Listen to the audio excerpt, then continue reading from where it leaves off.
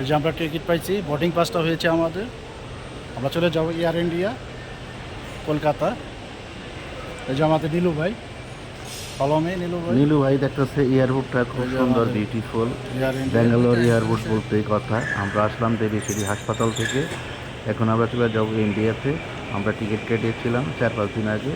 Ticket আমরা পেয়ে আমরা খুবই সুন্দর আপনার টিকিটটা পেয়েছি, অনেক সস্তায় পেয়েছি। বাংলাদেশের টাকা হয়েছে 8,000 টাকা, আর ইন্ডিয়ান থেকে টিকিট কাটলে পাইলাম 7,500 টাকা ইন্ডিয়ান রুপি, অনেক বেশি। প্রতিদিন আছে। এই জন্য আমরা বাংলাদেশ থেকে ফোন করে টিকিটটা কেটে নিয়েছিলাম। আমাদের টিকিটটা খরচ কম পড়েছে। আমরা কলকাতা নেমে এক রাত থেকে বেনাপোল বর্ডার হয়ে পার হয়ে চলে যাব।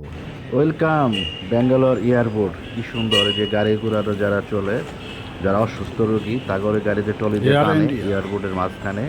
এটা হলো ব্যাঙ্গালোর এয়ারপোর্টের মাঝখানে চিত্রটা, খুবই সুন্দর, বিউটিফুল। আর অনেক যারা জামা কাপড় কিনবেন, কেক কিনবেন, চকলেট কিনবেন, সব ধরনের আইটেম এখানে, জ্যাকেট আছে শীতের, অনেক কিছু আছে কিনা। এখানে প্রাইসটা একটু বেশি, আপনারা কিনলে কিনতে পারেন। এখানে দেখেন নায়ক খাড়া আছে, নায়কের যে গেঞ্জি ব্র্যান্ডের, এটা অনেক দাম। এই যে গেঞ্জি কত সুন্দর করে সাজায় রাখছে, পরিপাটি করে, কি সুন্দর এইভাবে সাজায় রাখছে।